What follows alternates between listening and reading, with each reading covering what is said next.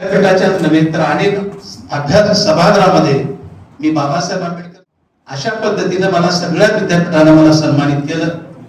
परंतु माझ्याच घरच्या विद्यापीठाला थोडासा उशीर झाला. काही का असेना योगायोग होता की तुमच्याच कार्यकाळात मला बोलवावं आणि तुमच्याकडून माझं काहीतरी स्तुती व्हावी असाही भाग माझ्या नशिबाचा असेल असं मला वाटतं. असो काही हरकत नाही.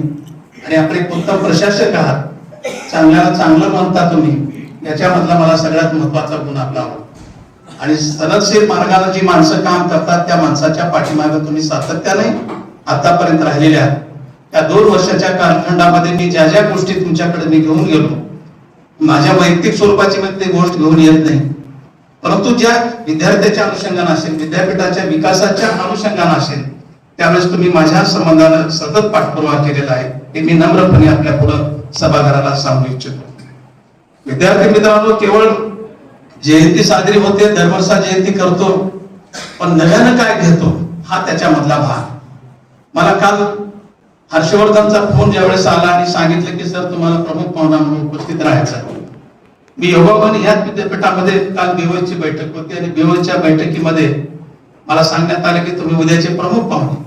म्हणलं कुठला विषय द्याला मला तुम्ही सांगा. तुम्ही बोला म्हणे जयंतीवर. म्हणलं आता असं तर बोलणं सुरूच राहतं, पण नेमकं कुठलं टॉपिक घेऊन बोलायचं एखादं सांगा. कारण का मी समाजशास्त्र अभ्यास मंडळाचा अध्यक्ष, विद्यार्थी परिषदेचा सदस्य, 2008 सालापासून अभ्यास मंडळाचं काम करतोय आणि त्यामध्ये पर्टिक्युलरली एखादा भाग घेतला तर त्याच्यावर बोलता येऊ शकतं, ही माझी भूमिका होती. पण यांनी नम्रपणे सांगितलं की सर तुम्ही आजची परिस्थिती आहे, आता ही शताब्दी वर्ष आहे. मग मला प्रश्न पडला की शताब्दी, आता महाडच्या सत्याग्रहाची शताब्दी आहे, उद्या मनुस्मृती दहनची शताब्दी येणार आहे आणि बाबासाहेबाचा जो झंझावत आहे तो झंझावत असा प्रामुख्यानं 1921 पासून सुरू झालेला आहे, तो 1956 पर्यंतचा छास आहे. आता आपल्याला इथून सगळ्या शताब्दीच होणार आहे सुरू. तर त्याच्यातून काय बोध घ्यायचा, हे सगळे चळवळी झालेले आहेत. बाबासाहेबांनी महाडचा सत्याग्रह केला, बाबासाहेबांनी मनुस्मृतीचे दहन केलं. हे सगळे चळवळी समाज विकासाच्या अनुषंगानं, समताधिष्ठित समाजाच्या निर्मितीचं स्वप्न जे बाबासाहेबांनी पाहिलेलं होतं त्याच्या अनुषंगाने हे सगळं झालेलं आहे. आणि म्हणून या अनुषंगाने चर्चा होणं, शिक्षणाच्या अनुषंगाने बाबासाहेबांवर बोलायला तर खूप आहे, पण त्याचे वेगवेगळे पैलू जर लक्षात घेतलं तर मला असं वाटतं की या सगळ्या पैलूला टच करणं, या सगळ्या पैलूला स्पर्श करणं या दृष्टीने मला महत्वाचं वाटतं. दुसरं मला महत्वाचा भाग या संबंधाने वाटतं सर की हे संशोधन केंद्र अध्यासन केंद्र आहे आणि अध्यासन केंद्रामध्ये प्रामुख्यानं जे संशोधनातले विद्यार्थी जास्तीत जास्त आहेत. म्हणून मला यांच्या प्रती एक महत्वाचा भाग वाटतो की बाबासाहेब आंबेडकरांनी अध्ययन, अध्यापन आणि संशोधनाला अत्यंत महत्वाचं स्थान दिलं होतं. ज्यामध्ये मला बाबासाहेबांचं एक कोट अत्यंत महत्वाचं वाटतं की शिक्षकाच्या संबंधानं असेल किंवा विद्यार्थ्याच्या संबंधानं असेल, संशोधनाला तुम्ही इतका वेळ द्या की तुम्हाला घराकडे सुद्धा, संसाराकडे सुद्धा लक्ष द्यायला वेळ मिळू नये. एवढं बाबासाहेब म्हणजे एवढा वेळ त्या संशोधनाप्रती तुम्ही जागरूकता ठेवा असं बाबासाहेब आंबेडकरांनी सांगितलं होतं. पण मला प्रश्न पडतोय की आपण खरंच संशोधनाप्रती, विद्यार्थी असतील, आम्ही शिक्षक असू, आम्ही त्याच्यामधले जरी असलो तरी खरंच आम्ही संशोधनाप्रती वेळ देतो का?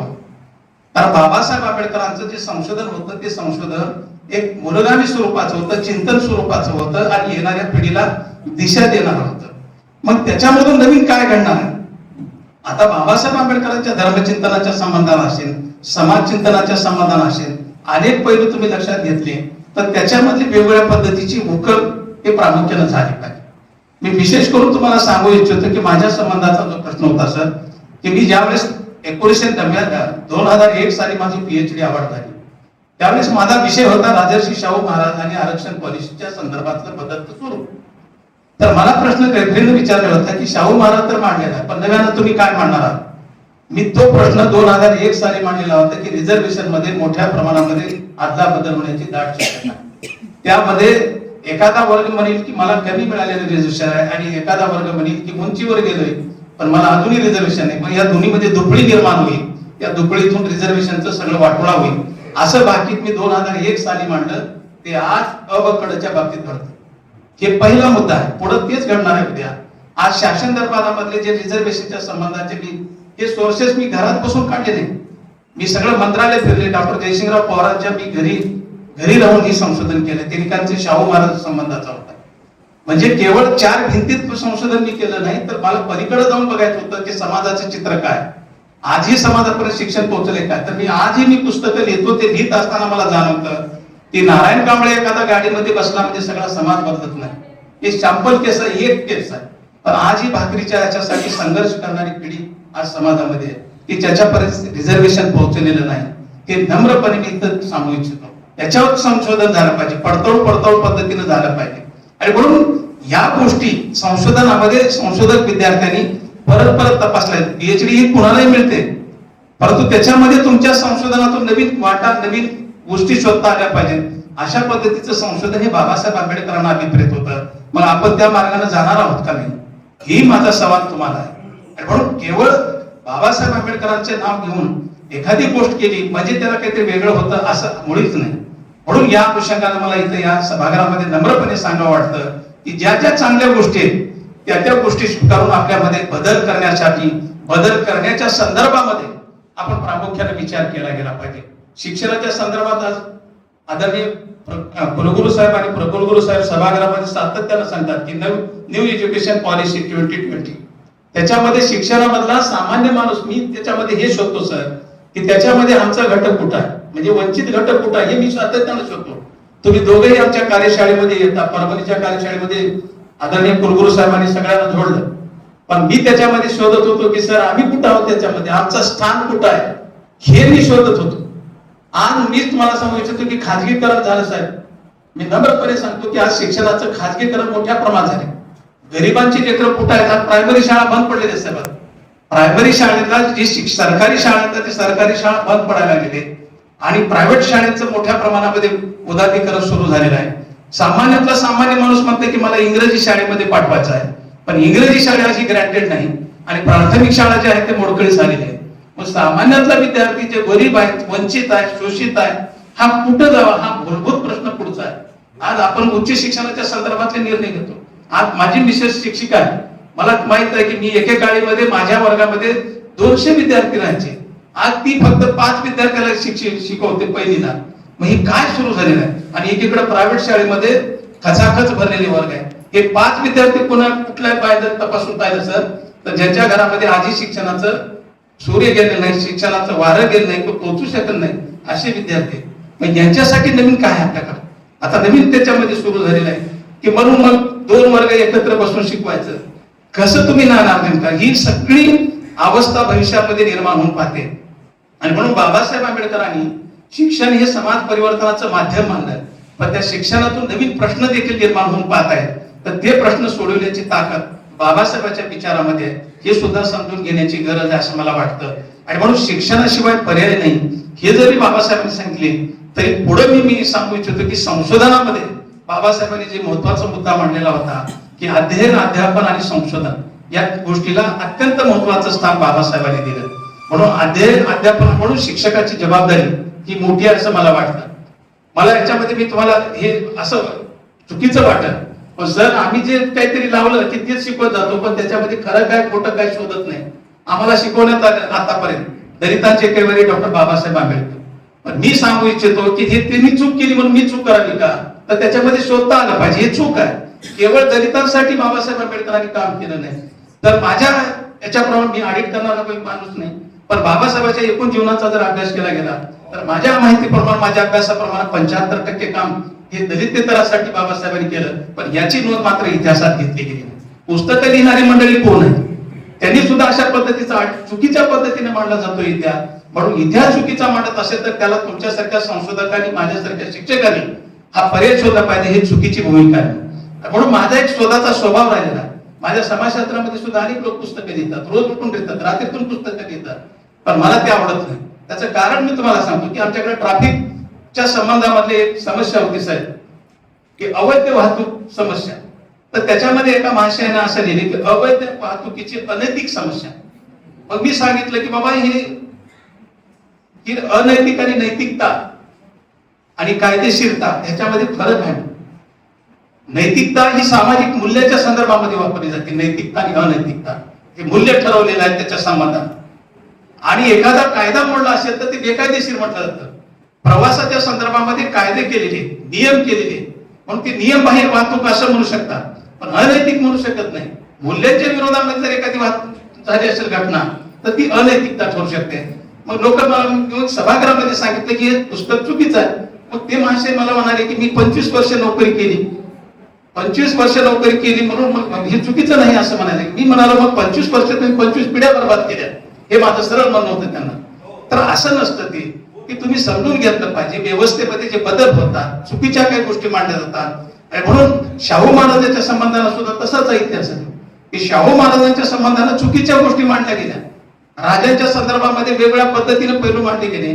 पण अलीकडच्या काळात माझ्यासारख्या मंडळींनी जयसिंगराव पवार सर असतील, हा साळुंके सर असतील, राघव जाधव असतील आणि जाधव सर, दुसरे जाधव सुरेश जाधव सर असतील, या लोकांनी शाहू महाराजांच्या संबंधामध्ये अलीकडच्या काळात संशोधन केली आणि ती संशोधन करून शाहू महाराजांना कल्पित आणि अभिप्रेत असलेली समाज व्यवस्था ती शोधण्याचा प्रयत्न केला गेला.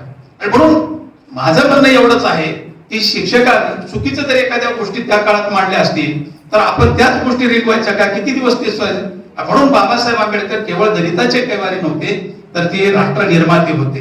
एकूण राष्ट्राच्या जडणघडणीमध्ये बाबासाहेब आंबेडकरांचं अत्यंत मौल्यवान योगदान राहिलेलं आहे, पण ते योगदान इतिहासानं मात्र दुर्लक्षित केलेलं आहे असा माझा सरळ आरोप आहे.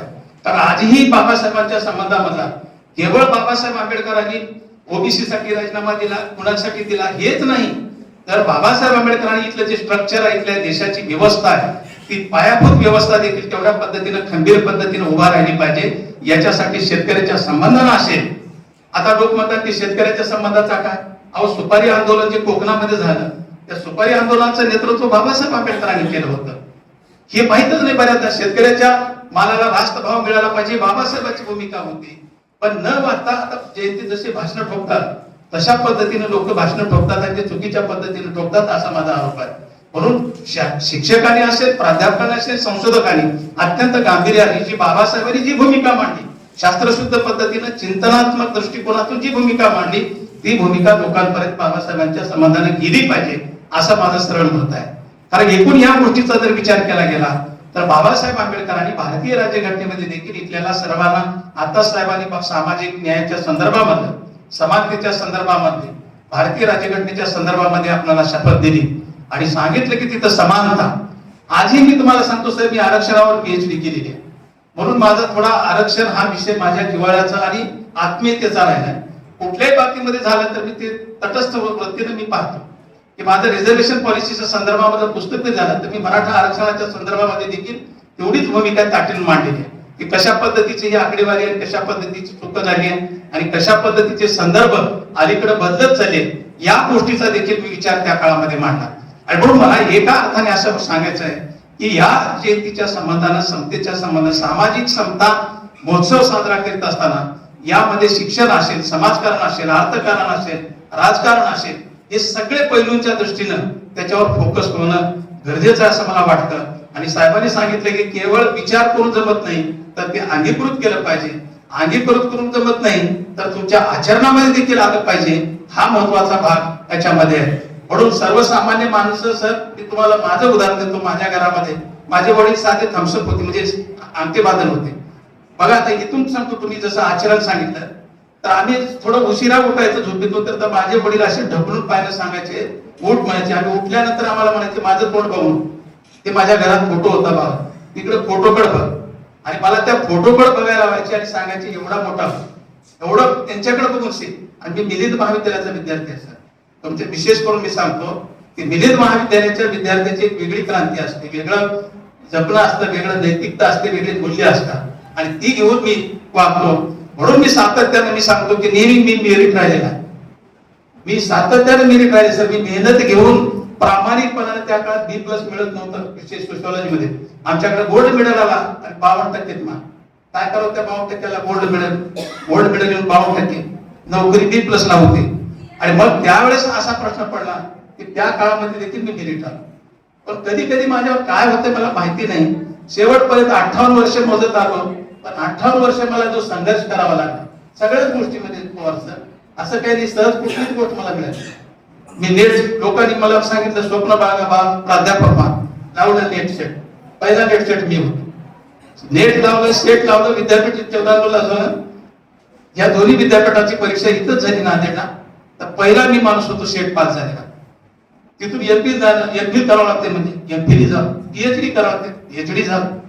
पण दुसरा एक मुद्दा मी सांगतो सर, हा योगायोगाचा, की मी पहिल्यांदा लागलो हौगी स्वामी कॉलेजला, पण तिथं मला पार्ट टाइम करण्यात आलं म्हणून स्वामी दयानंद आले.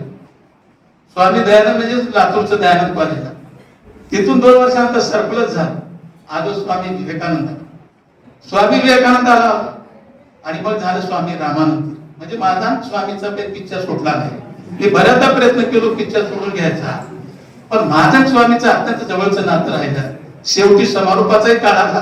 स्वामी रामानंद तीर्थ विद्यापीठामध्ये अध्यासन केंद्रामध्ये योग झाला. म्हणजे असा एक योगाचा विनोदाचा भाग म्हणून मी नम्रपणे सांगतो की अशा गोष्टी कल्पक हे गोष्टी तुम्ही स्वीकारल्या पाहिजे. मी साहेबांनी म्हटल्यामुळे मी म्हणालो की अंगीकार. आजही सामान्य माणूस बाबासाहेबांना एका वेगळ्या दृष्टीने पाहतो, आणि म्हणून त्या माणसाने ज्यांनी बाबासाहेबांचं सगळ्या गोष्टी स्वीकारलेल्या असतील, अंगीकृत केल्या, त्याचं सोनं झालं. त्यापैकी मी आहे. माझ्या घराचं मी सोनं माझ्या वडिलांनी केलं आणि बाबासाहेबांच्या कृपेनं झालं. त्याचं कारण मी सांगतो की आज माझ्या घरामध्ये 18 विश्व दारिद्र्य असताना देखील माझ्या वडिलांनी शिकवलं. माझी बहीण शिव आहे सर, जिल्हा परिषदेची शिव लाल दिव्याच्या गाडीत फिरते, एका मिस्त्रीची पोरगी. मी झालोय, माझी बहीण दुसरी विद्यापीठामध्ये बाबासाहेब आंबेडकर मराठवाडा विद्यापीठामध्ये इतिहासाची हेड आहे. दुसरे भाऊ माझा LLM आहे. म्हणजे सांगायचा मुद्दा हे मोठेपणाचा नाही, हे सगळं घडलं ते बाबासाहेबांची प्रेरणा आहे. हे बाबासाहेबाला अभिप्रेत आहे, आणि म्हणून हे शिकलं पाहिजे, हे माझं म्हणणं आहे. माझा मोठेपणा मी सांगायला लागलो नाही, तर माझं एकच सांगायला की मी तिथून प्रेरणा घेतली. आज मी 30 पुस्तकं लिहिली. ही पुस्तकं काही मी कथेची लिहिली नाही, कुणावर लिहिलं नाही की हे मला मनोरंजन करायचं नाही. मी प्रश्न ज्वलंत जे समाजामध्ये प्रश्न पडलेले, एक समाजशास्त्राचा अभ्यासक म्हणून जे जे ज्वलंत प्रश्न पडलेले, त्या ज्वलंत प्रश्नावर मी माझी भूमिका माझ्या सातत्यानं माझ्या पुस्तकामधून मांडली आहे. केवळ माझे पुस्तक मनोरंजनाचे नाही, हे माझं वैचारिक आहे. म्हणून महावीर जोंधळे म्हणून जे संपादक होते, याचे लोकमतचे सकाळचे महाराष्ट्र प्रबंधमानपर नाव आहे, त्या माणसांचा ज्यावेळेस मला फोन आला की सर तुमचं वय किती, मी त्या काळात 51 वर्षाचा होतो. तर 51व्या वर्षी मला ज्यावेळेस प्रस्तावना बघितली, ते सांगितले, त्यांचा मला आजही शब्द आठवतोय, एवढी प्रगल्भता तुमच्यामध्ये आहे का? मी म्हणलं वा मी लिहित राहतो, माझा काही प्रश्न नाही, तुम्हाला आवडलं तर सांगा. नाही, तुमच्या विचाराची ही प्रगल्भता, एवढी तुमची उंची आहे का? म्हणजे हे मी लिहित राहतो, मला कोणी खुश करावं किंवा सांगावं म्हणून मी करत नाही. मला जे वाटतं ते मी लिहितो, पण ते चुकीचं लिहित नाही. समाजामध्ये जे घडतंय त्याच्या बाबतीमध्ये मी लिहितो. तुम्ही स्वीकारा न स्वीकारा, कारण संशोधक म्हणून सांगणं माझं काम आहे, शिक्षक म्हणून सांगणं माझं काम आहे. बाबासाहेब आंबेडकरांचे विद्यार्थी, बाबासाहेबांच्या स्वप्नातला विद्यार्थी निर्माण करायचा असेल तर चुकीच्या पद्धतीने वागायला लागला तर मी कधीही त्याला माफ करत नाही. मी सरळ सांगतो की चुकायला लागले. आज माझ्याकडे 18 विद्यार्थ्यांनी PhD आवड झालेली आहे. 4 विद्यार्थी माझे संशोधन करत आहेत. मी संशोधन करताना रोडवर उभा राहून सह्या करत नाही सर, माझा स्वतःचा स्वभाव. मी जोपर्यंत त्याच्यामधला तपासत नाही, जोपर्यंत मला त्याच्यामधला आनंद वाटत नाही. आणि एवढंच नाही तर मी त्याच्या पुढे जाऊन मी अभ्यास करतो. त्याला जर त्यांनी मला विषय दिला तर त्याच्या अगोदर मी अभ्यास करतो ह्या विषयावर काय करतात. आणि विषय देत असताना दोघांच्या विचारातून विषय घेतो. त्याला लादत नाही मी त्या विद्यार्थ्याला की कुठला विषय तुला घ्यायचा आहे, पण इथला माझा एकच फोकस असतो की आपल्या विषयाच्या संबंधाने जे जे प्रश्न प्रलंबित आहेत, जे दुर्लक्षित प्रश्न झालेले त्याच्यावर विषय झालेला नाही, अशा अनुषंगाने आपण त्याचा विषय घेतला पाहिजे. आणि ती गोष्ट पुढे शासनाला सुद्धा भविष्य काळात महत्वाची ठरू शकते. म्हणून मी गेल्या अकॅडमिक म्हणजे मी गेल्या टर्म मध्ये भोसले साहेब असताना एक मी थिसीस दिला होता सर, शेतकऱ्यांच्या आत्महत्येच्या संदर्भातला. मी एक अध्यक्ष म्हणून त्या सभागृहामध्ये मी सांगितलं की हा थिसीस आणि त्याचे जे रिमार्क केलेले किंवा तुम्हाला हे दिलेलं आहे, सूचना केलेल्या आहेत, शिफारशी केलेल्या आहेत, त्या शिफारशी शासनाला विद्यापीठामार्फत पाठवाव्या की ज्याच्यामुळे आत्महत्येचं प्रमाण कमी होऊ शकेल व शासनाच्या निदर्शनास आणून अशा पद्धतीचा ठराव आपल्या विद्यापीठानं गेल्या अकॅडमीमध्ये घेतलेला होता. आणि ह्याच्यासाठी ही संशोधन आहे. ही संशोधन वगैरे थिसीस घेऊन फिरायसाठी ना आम्हाला नोकऱ्या ह्याच्यासाठी नाही, त्याच्यातून काहीतरी मिळालं पाहिजे, त्याच्यातून काहीतरी लोकांना मिळालं पाहिजे, हा हेतू संशोधनाचा असला पाहिजे. आणि म्हणून या अनुषंगाने या सगळ्या गोष्टीचं, म्हणून बाबासाहेब आंबेडकरांच्या कल्पनेमधला शिक्षक, बाबासाहेब आंबेडकरांच्या कल्पनेतला प्राध्यापक हा निर्माण होणं काळाची गरज आहे असं मला स्वतःला वाटतं. कारण काळ बदलत आहेत, प्रश्न बदलत आहेत, समस्या बदलत आहेत, लोकांचे विचार आचार बदलत आहेत. गेल्या दशकामधली परिस्थिती आणि आजच्या दशकामधली परिस्थिती पाहिजे तर फार वेगळी आहे. म्हणून मला नम्रपणे तुम्हाला सांगावं वाटतं की मी डॉक्टर नायर डोळेंचा विद्यार्थी, ज्या डॉक्टर नायर डोळे यांनी मला 12वीला हाताला धरून शिकवलं. ज्या काळामध्ये त्यांनी समता चळवळीच्या संबंधामध्ये जाती तोडो आंदोलन केलं, आंतरजाती विवाह करणाऱ्या लोकांचं समर्थन केलं, त्यांचा सन्मान केला. पण आज मी पाहतोय सर की जाती तोडो आंदोलनाच्या चळवळी, मी समाजशास्त्राचा अभ्यासक म्हणून सांगतो की ज्या काळामध्ये जाती व्यवस्था मिटली पाहिजे, जातीचं नाव घेऊ नका म्हणून 70 ते 80 90च्या दशकामध्ये सांगितलं जायचं. पण आज मी महाराष्ट्राचं चित्र बघतोय की मी फलाण्या जातीचा स्वाभिमान, मी महाराष्ट्राचा फलाण्या जातीचा. अरे हे काय नवीन निघालं? काय जातीसाठी माती खाऊन काय नवीन निघालं? व्हॉट्सअप ग्रुप बघतोय, जातीवर व्हॉट्सअप ग्रुप सुरू झाले. आता हे काय नवीन प्रकार आहे? म्हणून मी माझ्या विषयाला आता विद्यार्थ्याला समाजशास्त्राचा हे देणार मी विषय की हे जातीचं संघटन करणं म्हणजे उद्याच्या जाती भक्कम करणं, जातीच्या भिंती भक्कम करणं हा हेतू आहे. पण हे आपल्याला बनवलं, हे जर अशा पद्धतीने वाढत गेलं तर या महापुरुषांनी पाहिलेलं समताधिष्ठित समाजाचं स्वप्न कुठं राहणार आहे? हा ज्वलंत प्रश्न आहे. तुम्हाला वाटत असेल मी वेळ काढायसाठी मी बोलत नाही, हे प्रश्न तुम्हाला थोडे जरी वाटले तरी कळीचे मुद्दे निर्माण झाले. आज संघटना सुद्धा निघाल्या, प्रत्येक जातीचे स्वतः. बाबासाहेब आंबेडकर, माझ्या अभ्यासामध्ये बाबासाहेब आंबेडकरांनी स्वतःच्या जातीवर कुठेही संघटन केलेलं माझ्या तर वाचनात नाही. बहिष्कृत हितकारणी सभा असा शब्द आहे, पण जातीच्या नावावर बाबासाहेबांनी कधी संघटना काढली नाही. पण अलीकडे मी बघतोय की फलाणी संघटन, त्याचा राष्ट्रीय अध्यक्ष म्हण, त्याचे 4च घर, तो राष्ट्रीय अध्यक्ष.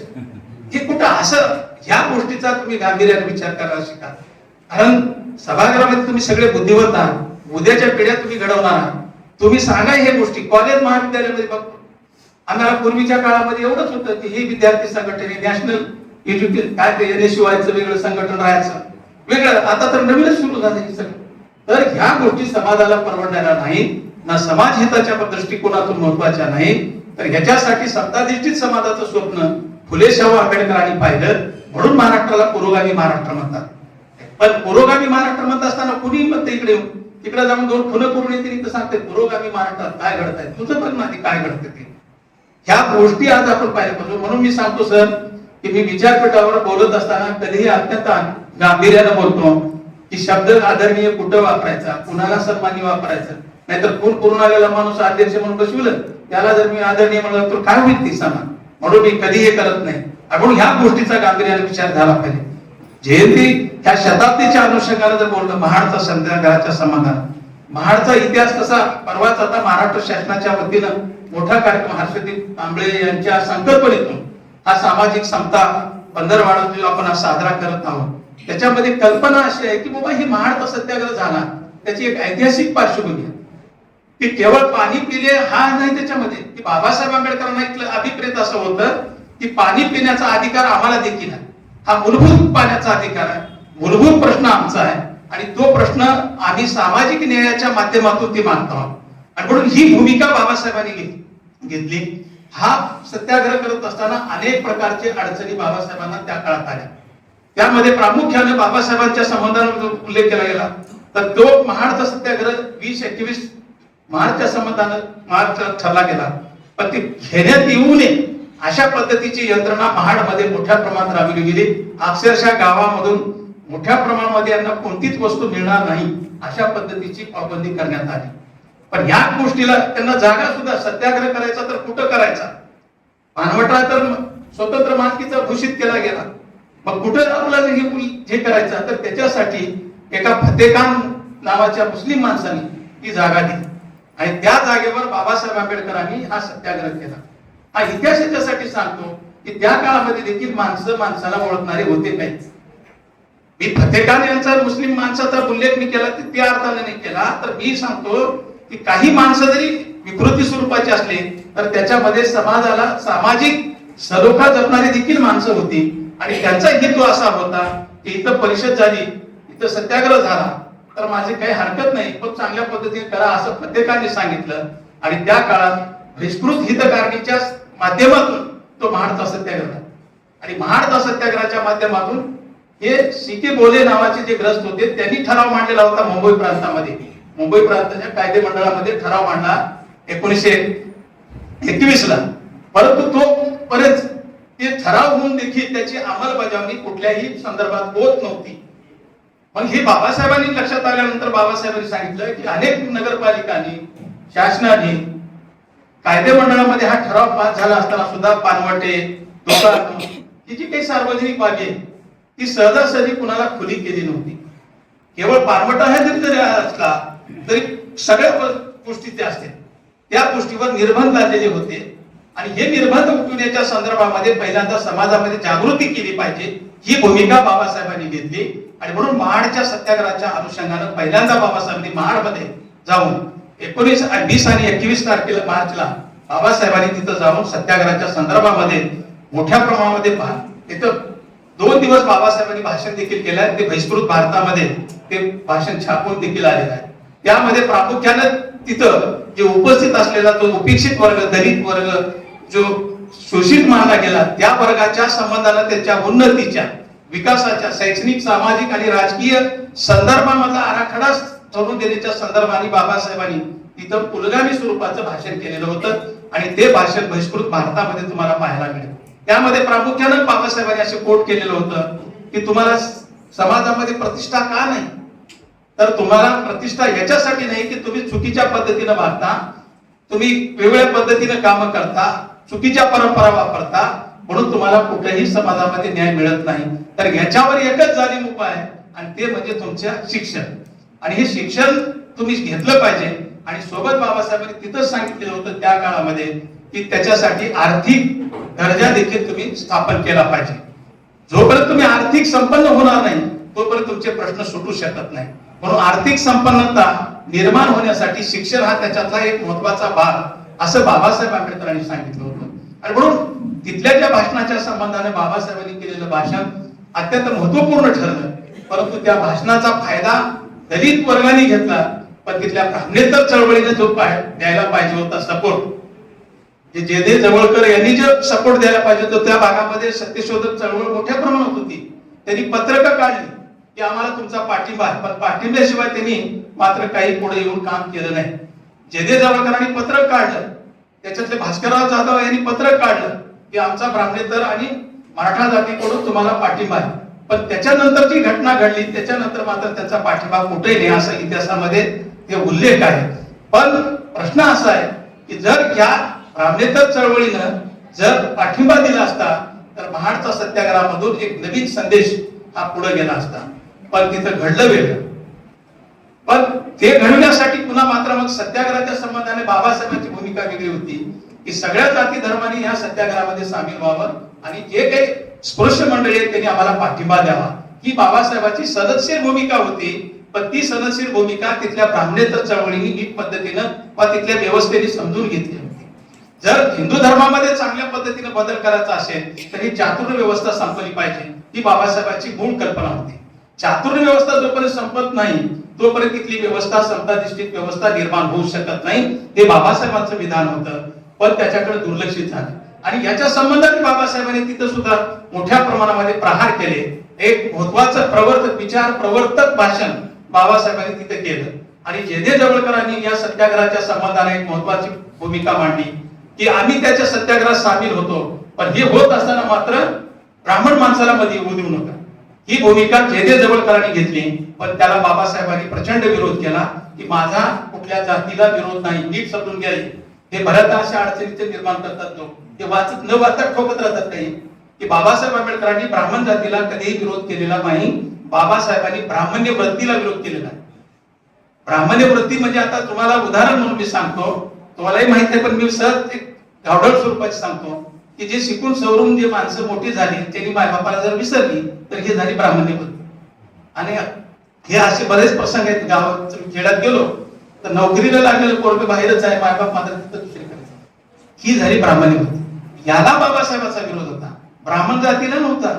ब्राह्मण जातीला जर विरोध असता तर आनंद चित्रे, सदाशिव हे सगळी मंडळी ह्या सत्याग्रहामध्ये सामील झाली नसती.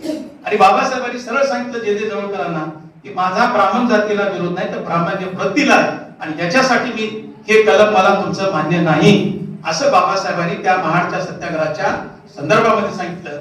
आणि पुन्हा जे जे जवळकरांनी सांगितलं की ठीक आहे असो तुमची कल्पना. मग पुन्हा दुसऱ्या दिवशी जे जे जवळकरांनी भाषण केलं, त्या भाषणात असं सांगितलं की बाबा माझं तुम्ही जरी नाही ऐकलो तरी तुमच्यासाठी बाबासाहेब आंबेडकर एक महत्वाचे आहेत आणि बाबासाहेब जे सांगतील ते तुम्ही ऐका असं जे जे जवळकरांनी ब्राह्मणेतर पुढारी येते त्या ब्राह्मणेतर पुढाऱ्यांनी सांगितलं. पण हे सांगायला उशीर झाला. जर हिने अगोदर जर सांगितलं असतं तर महाडचा सत्याग्रहाचं स्वरूप वेगळं दिसलं असतं. आणि म्हणून या जी कल्पना आहे हे जरी छोटी गोष्ट असली, महाडचा सत्याग्रहाला 100 वर्ष पूर्ण झाली, पण आजही 14 तळ्याच्या समाधान आपण मोठमोठ्यानं बोलतो. तुम्ही ग्रामीण भागामध्ये किती लोक जातात मला माहिती नाही, पण मी ग्रामीण भागामध्येच काम करतो प्राध्यापक म्हणून.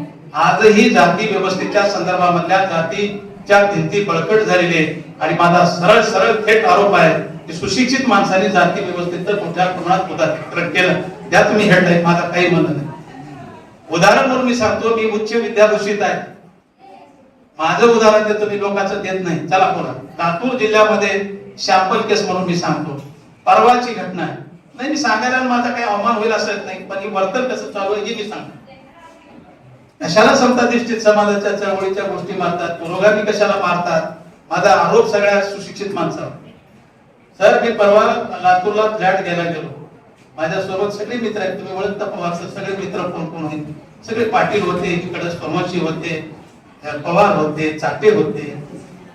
आणि आम्ही फ्लॅट घ्यायला गेलो. फ्लॅटचं चिखलीकरजी फ्लॅट घ्यायला गेलो. आणि मी साधा माणूस आहे की मी आज 58 वर्ष कंप्लीट केलो, पण मी आज कुठल्याही व्यसनाला शिवलो नाही, स्पर्श झाला नाही. माझ्यावर तर कुणीच वागत नाही. आणि मग घ्यायला गेलो, तुमच्यासारखी मंडळी बोलणारी. फ्लॅट ठरला 62 लाखाला. 62 लाख ही कालची 8 दिवसाची घटना आहे. सांगा, 62 लाखाला फ्लॅट ठरला. मी बी सही केली.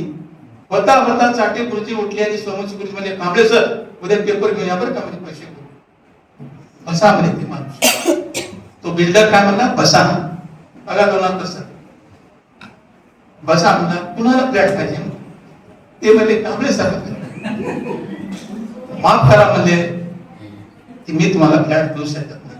मी प्रश्न मग बसलो, मला जरा उत्सुकता लागली, मला का देऊ शकत नाही. तुम्ही नोटीस लिहा त्याच्यावर, कुलकर्णी सर त्याच्यावर नोटीस लिहा की ह्या लोकांना मी.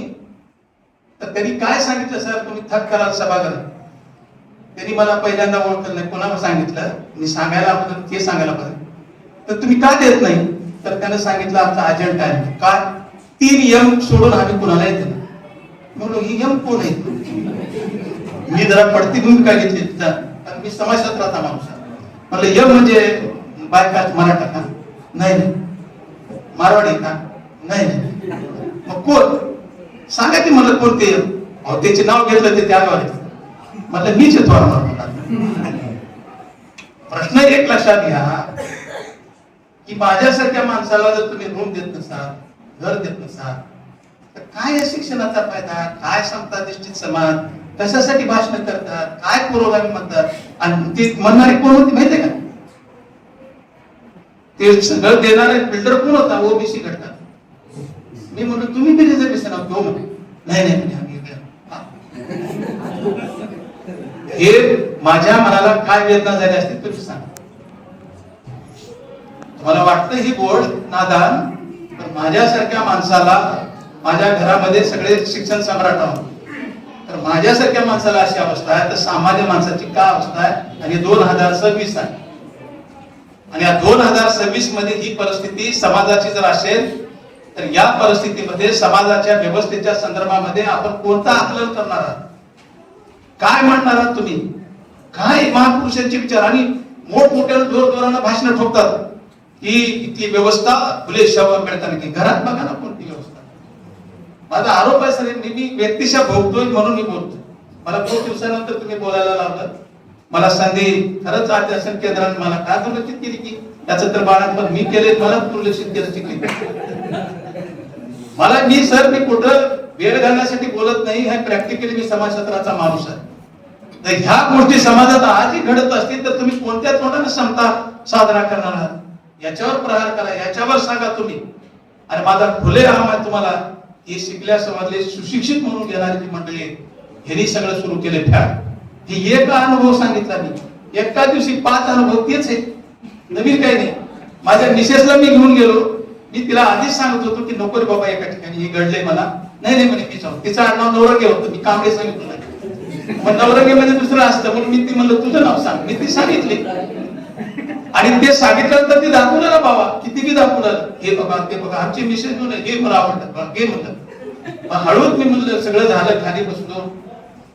पण इथं काही दुसऱ्याला आहे का नाही म्हणून संधी काय नाही फक्त ओपन ही मॅडम कुठे ओपन मला चालवला मी आहे कांबळे मला सांगितलं की नाही सर माफ आमची गोष्ट नाही सर. आणि मी ज्यावेळेस आत्मचरित्र लिहिन ह्या सगळ्याला खलनायक हे माझे सगळे खलनायक राहतील उद्याचे.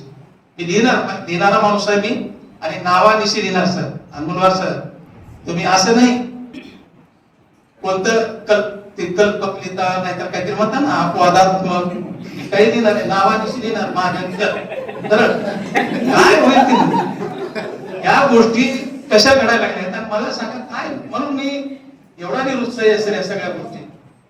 आमच्याकडे विषय सुद्धा ठेवताना आमची माणसं म्हणतात समाजशास्त्राच्या माणसाने कोणता अभ्यासक्रम ठेवावा कोणता ठेवू नये याचे गांभीर्य ठेवावं ना. नाही नाही म्हणे हे घ्यायचं आता काहीच संबंध नाही ते होऊन गेलं ना आता. म्हणून तुम्हाला सांगतो की इथं कर्मसिद्धांत नावाची गोष्ट होती पुनर्जन्म होता. कोणाचा होता काय काय झालं समाजशास्त्रात त्या पुनर्जन्मात आम्हाला सांगायचे की इथं तुम्ही चांगलं पुण्य केलं की पुढच्या वेळेस जन्माला येतात. माझं तर म्हणणं आहे आमच्यावर केस करायला पाहिजे होतं लोकांनी त्या काळात. पुनर्जन्म कर्म हे काय लावून ठेवले तुम्ही आजच्या काळात. तर ह्या माणसानं पहिल्यांदा स्वामी रामातीर्थ विद्यापीठातले हे अभ्यासक्रम बदल आणि तिथं मी मोमेंटचा पेपर लावला.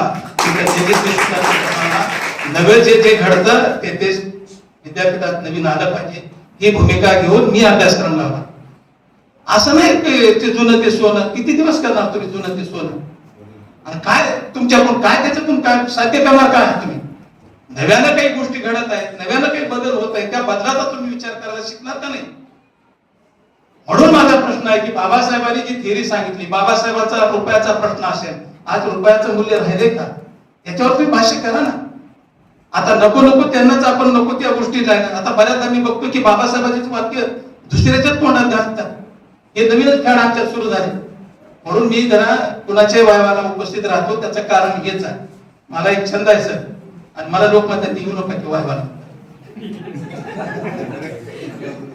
कारण मी असा माणूस आहे सर मी मास्तर माणूस मास्तर किती मास्तर नाही शिक्षक. तर मी मला वाटतं की हे चुकीचं व्हायला ते चुकीचंच मी सांगणार हे चुकीचं मांडला तो कारण आपण मला शिकवणार नाही तर कोण सांगणार.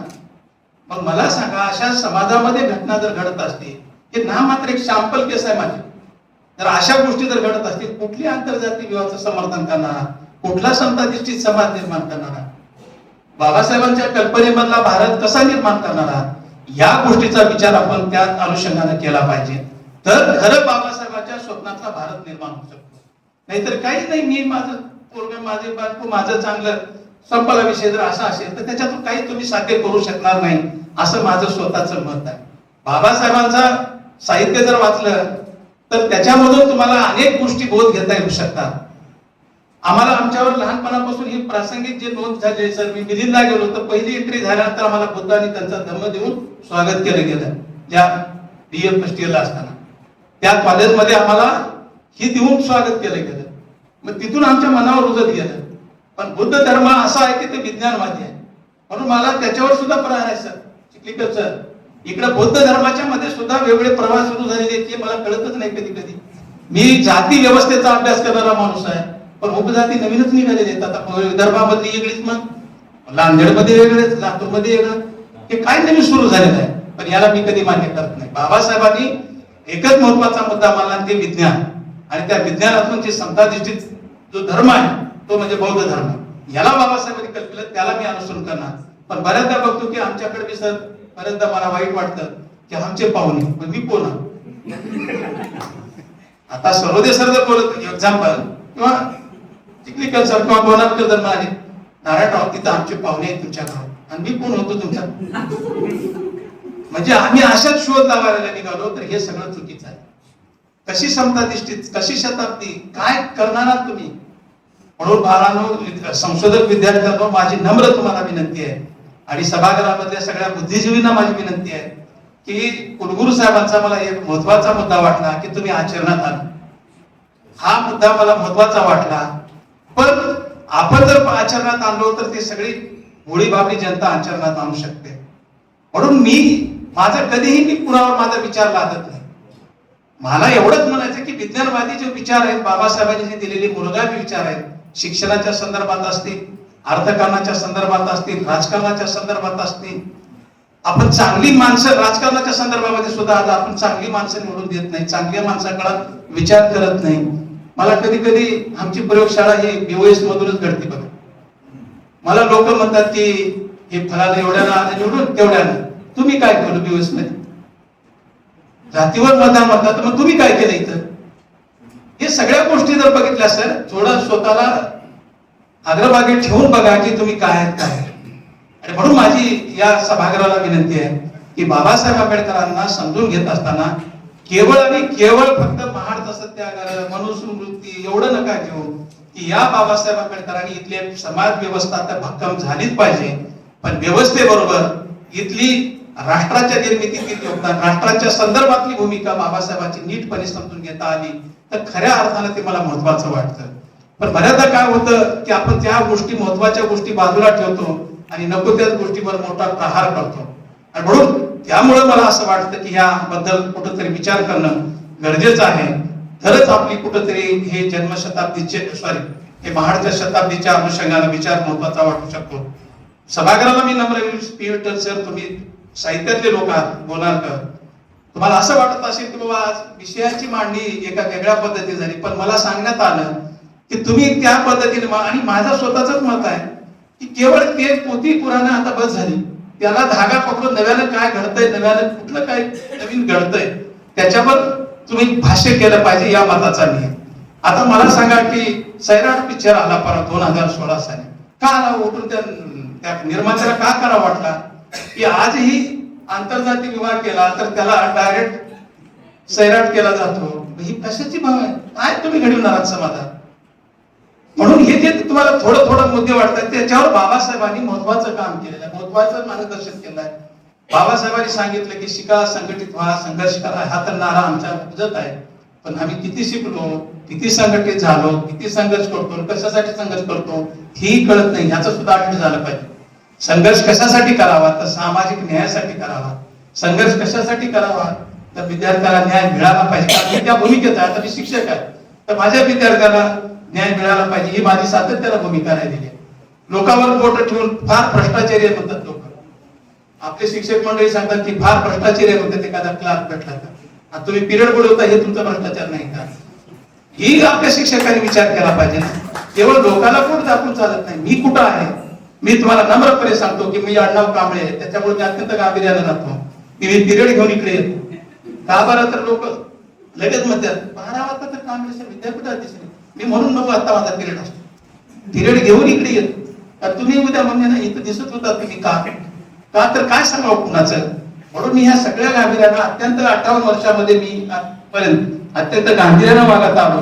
आणि म्हणून ह्या अध्यासन केंद्राचा आणि माझं अत्यंत नातं जवळचं आहे सर. ज्यावेळेस शिंगारे सर अध्यक्ष हे कोऑर्डिनेटर झाले समन्वय, त्यावेळेस पासून ती सुरू आहे त्या प्रक्रियेमध्ये. आणि तुम्ही जे अध्यासन केंद्रामध्ये मला कळत नाही ते कोण मेंबर करते की माझा बाबासाहेबांवर अभ्यास आहे, शाहू महाराजांवर अभ्यास आहे, फुलेंवर अभ्यास आहे, पण माझं नाव नसतं इथे. दुसरं ज्याचा काही संबंध नाही ते मला सांगते ते की मग मला सांगतात ते थोडे ड्राफ्ट बनवून द्या की बाबासाहेब कशासाठी. एक उदाहरण मी सांगावं की ज्या माणसाला नाचता येते त्याला नाचायला हवा, ज्याला गाता येते त्याला गायला हवा. ह्या गोष्टी महत्वाच्या सर. बघून मिरवायचं कारण का तुम्ही ही तर पिढ्या घडवून आला. चुकीचा मुद्दा गेला तर चुकीचा. आता उदाहरण म्हणून मी सांगतोय का नाव सांगत नाही सिलेबस मध्ये की बाबासाहेब अँटी कास्ट मुवमेंट. बाबासाहेबांनी तर जाती विरोधी असा शब्द कुठंच नाही. ऐकाव विठ्ठलचं अँटी कास्ट मुवमेंट असा शब्द बाबासाहेबांच्या डिक्शनरीत नाही. इथं अनालिसिस ऑफ कास्ट आहे, जाती निर्मूलनाच्या संदर्भात बाबासाहेबांची भूमिका. आणि हे लिहून ठेवले अँटी कास्ट मुवमेंट. संबंधित अध्यक्षाला फोन केला की हे काय चालले म्हणलं तुमचं का दगड घालायला नको तुम्हाला म्हणलं आता हे कसं लिहिले म्हणलं तुम्ही. नाही चुकीचं झालं, आता सभागृहात करू नका. सभागृहात काढला बाबा पण ते दाखवून टाका माझं नाव. कारण ही मुदत तीच पिढी सांगते पुढं अँटी कास्ट मुवमेंट म्हणून सुरू केलं. तर अशा पद्धतीचा मी बारका पद्धतीनं अभ्यास करणारा माणूस आहे. मला नीट मांडता आलं नसेल पण मी बारकाईने अभ्यास करणारा माणूस आहे. मला जे वाटतंय ते मी लिहितोय, ज्या गोष्टी करतोय ते मी सांगतोय. संशोधनामध्ये सुद्धा मी इम्प्लिमेंटेशन करतोय. म्हणून या संबंधाची जी बाब आहे ती बाब मला महत्वाची वाटते. मी जास्त वेळ घेतलाय मला याची जाणीव आहे. कारण मला कधी तुम्ही बोलवलं नाही, पहिल्यांदा बोलवलं तर तुमचा बदला घेतल्याशिवाय त्याचं कारण असं आहे की अध्यासन केंद्राची माझी नाळ. पी विठ्ठल सरांनी मला बोलवलं होतं, पण पी विठ्ठल सरांनी पुन्हा चिठ्ठी दिली 20 मिनिटात मला आधी दिली होती, पुन्हा म्हणजे 5च मिनिटात मांडा. म्हणजे विनोदाचा भाग, त्याची काही अडचणी होत्या, मी तिथंच व्यासपीठावर होतो. त्याने 2 सत्र एकाच वेळेस घेतली, पुन्हा त्यांची अडचण झाली. पण मित्र म्हणून मला त्यांनी सल्ला दिला की वक्ता म्हणून बोलवलो आणि 5च मिनिटात कसं म्हणावं असं म्हणून ते म्हणले पुन्हा आपण दोघं बसून म्हणले. तर काय हरकत नाही. तर त्याच्यानंतर मला योग आला त्यांच्या दरबारात. तर विनोदाचा भाग सोडा, म्हणून मी तुमच्या प्रती, मला या अध्यासन केंद्राप्रती अत्यंत नम्र भावना आहे. तुम्ही लक्षात घ्या की या केंद्रामध्ये आल्यानंतर आपण सगळेजण पादत्राणी बाजूला ठेवून इथं आलेले आहोत. हा सगळ्यात मोठा तुमचा संकल्प, सगळ्यात मोठी गोष्ट जर जमेची बाजू कोणती असेल ती घ्या की आपण किती या केंद्राला नम्र भावनेनं आपण स्वीकारलेला आहे. ही नम्रता आपल्यामध्ये दिसली. हीच नम्रता तुमची सगळ्या गोष्टीमध्ये बाबासाहेबांनी कल्पलेल्या बाबतीमध्ये जर नम्रपणे स्वीकारलो तर उद्याचा भारत, उद्याची व्यवस्था, उद्याचा समाज हा समताधिष्ठित झाल्याशिवाय राहत नाही. आणि याचं आपण विचार करावा. या दृष्टिकोनातून आपली भूमिका असली पाहिजे. या दृष्टिकोनातून मी चळवळीच्या संबंधात, मी चळवळीवर पुस्तकं लिहिलेली आहेत, पण चळवळी बोथट झालेली राजपाल. चळवळी आजच्या बोथट झालेली. चळवळीचा नेता मोठ्यानं आदरानं पोटतिडकीनं बोलतोय, पण त्याच्या पाठीमागचे पाठीराखी बाजूला सरकतात. हे त्याच्या चळवळीचा अपयश आहे. हे कशामुळे घडतंय याच्यावर वेगळं विश्लेषण करू आपण. आज विद्यापीठाच्या मोमेंट मध्ये विद्यार्थ्यांमध्ये ही चांगली पोरं काम करत आहे, सर याची नोंद घ्यावी. कारण इथं मी त्याचा साक्षीदार आहे की बार्टीला मी ज्यावेळेस गेलो त्यावेळेस पवार सर, बार्टीला आपल्या विद्यापीठाचं नाव चांगलं आहे. आपले जे इथं हर्षवर्धन असेल किंवा राजपाल आहेत, गायकवाड काहीतरी आहेत, आपले नरबाग आहेत, या पोरांनी अत्यंत महत्वाची भूमिका मुख्यमंत्र्यापुढे, मंत्र्यापुढे मांडली. तिथून मला फोन आला की हे पोरं रिसर्च स्टुडंट कुणाचे, शोध लावला. ते शोध लावला मच्छिंद्र सप्टे यांनी. त्यांनी मला डायरेक्ट फोन केला, नारायणराव तुमचे विद्यार्थी माझ्या अंगावर आहेत. म्हणजे भूमिका कठोर मांडावी. आणि मी डायरेक्ट लाईव्ह बघत होतो सर. तर ही चुकीची भूमिका मांडली नव्हती सर. ही भूमिका न्यायाधिष्ठितच भूमिका मांडली, सामाजिक विद्यार्थ्याच्या दृष्टिकोनातून महत्वपूर्णच मांडली. पण ही भूमिका मांडत असताना आक्रस्ताळीपणा सुद्धा त्याच्यात नव्हता. तर अत्यंतिक व्यवस्थित पद्धतीने जे काही नॉट्स आहेत त्या नॉटच्या पद्धतीने भूमिका मांडत होते. म्हणून आपली ह्या विद्यार्थ्यांच्या चळवळीच्या संबंधात कधी तुमच्या पवार सर तुम्हाला कधी रागानं बोलले असतील तरी तुम्ही आपली विद्यार्थी म्हणून पोटात घ्या. मी पोटात घेतो, मला एक कमी बोलतात, तुम्ही आमचेच नाही म्हणतात. खरं मला एक कमी बोलत नाही तर तुम्ही समजू नका, तुम्हाला बोलतात. मलाही म्हणतात कशाला ओरडून म्हणतात, नाही बाबा म्हणतात चाल म्हणतो. आपल्याला जेवढं सोडतंय हे विद्यार्थी सुखी. राजपाल सुद्धा माझ्यावर रागत होते. आता राजपालवर रागायला मला संधी मिळाली. आता मला मिळाली ना, मग आता त्या भूमिकेत गेल्या त्यांनी काय करतात बघू मध्ये. असं हे विनोदाचा भाग, हे एकमेकाला आपण समजून घेऊया. आणि आपली जी मोमेंट आहे ते मोमेंटला सुद्धा इथं गती दिली पाहिजे. बाबासाहेबांच्या मोमेंटला खऱ्या अर्थाने पुढे घेऊन जात आहेत. आपल्या विद्यापीठाचं नाव होतं सर. या अध्यासन केंद्राबद्दल खूप नाव बाहेर घेतलं. म्हणून मी ठराव 2019 साली डॉक्टर नारायण कांबळे समाजशास्त्र मंडळाचा अध्यक्ष नात्यानं इथं पदव्युत्तर अभ्यासक्रम निर्माण व्हावा याच्यासाठी मी ठराव अकॅडमीमध्ये पास करून घेतला.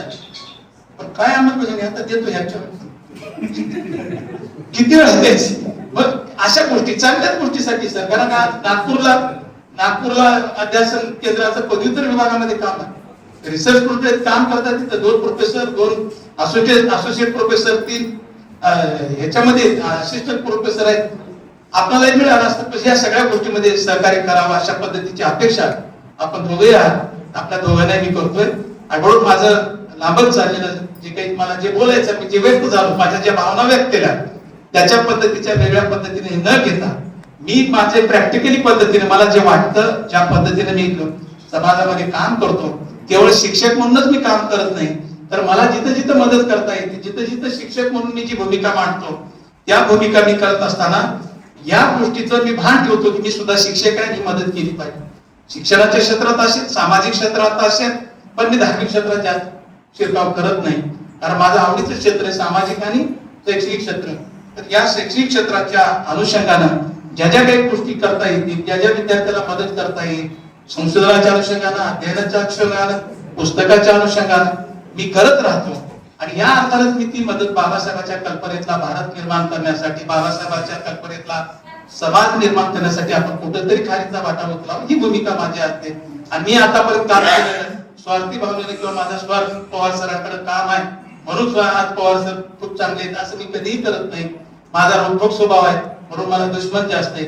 मी बऱ्याचदा व्यासपीठावर बोलतो, रोखोक बोलतो, हे चुकीचं तुझं आहे म्हणलं की झालं माझा दुश्मनच म्हणला, हे विषय चुकीचा आहे म्हणलं की दुश्मनच म्हणला. काही हरकत नाही सर, चुकीला चूक म्हणावं, चांगल्याला चांगलं म्हणावं, हीच महत्वाची भूमिका आहे अशी मला वाटतं.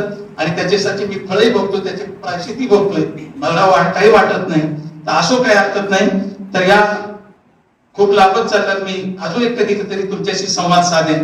म्हणून आजच्या या महात्मा ज्योतिराव फुले आणि बाबासाहेब आंबेडकर जयंती महोत्सवाच्या महाडच्या सत्याग्रह शताब्दी 2026 कार्यक्रमाला तुम्ही मला या अध्यासन केंद्रानं आणि स्वामी रामानंद विद्यापीठाचे कुलगुरू, प्रकुलगुरू आणि रजिस्ट्रार आणि या अध्यासन केंद्राच्या समन्वय आणि रिसर्च स्टुडंट यांनी मला निमंत्रित केलं.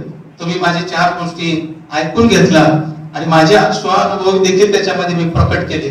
त्याच्यातून काहीतरी नवीन गोष्ट निर्माण व्हावी, नवीन तुम्हाला प्रेरणा मिळावी, हा त्याच्या पाठीमागचा हेतू होता. त्यामध्ये माझं उदातीकरण करणं हा हेतू नव्हता, हे नम्रपणे मी नमूद करतो. आणि आपण ऐकून घेतला. विचारपीठावरली मंडळी सुद्धा अजिबात कंटाळली नाही, सगळ्यांनी मला दाद दिली, हसून का होईना काही का असेना दाद दिली, त्याच्याबद्दल तुमचे धन्यवाद. आणि आपण सगळे सज्जन माझ्याकडे ऐकत आहात त्याबद्दल तुमचेही मी धन्यवाद व्यक्त करतो. मला बरेच काही गोष्टी अनुभव सांगता येतात सर, परंतु काही टाइम मुळे मी इथं सांगत नाही. असो, तर आपण या शताब्दी 2026च्या या कार्यक्रमाच्या माझ्या आपल्या सर्वांना शुभेच्छा. आणि येणारे जे काही 7 दिवस आहेत त्या 7 दिवसामध्ये वेगवेगळ्या पद्धतीचे जे कार्यक्रम ठेवले त्या कार्यक्रमाचा आपण आस्वाद घ्या, कार्यक्रमाला उपस्थित राहा अशा पद्धतीची अपेक्षा व्यक्त करतो. आणि बाबासाहेब आंबेडकर आणि महात्मा ज्योतिराव फुले यांच्या जयंती निमित्ताने आपणालाही हार्दिक शुभेच्छा देतो. पण शुभेच्छा देत असताना तुम्ही ज्या क्षेत्रात काम करता त्या क्षेत्रात तुम्ही सफल हो तरच शुभकामना असू शकतील असं मला वाटतं. म्हणून आपण ऐकत चाललेलं माझं लांबत चाललेलं भाषण या ठिकाणी थांबतो. धन्यवाद. जय हिंद.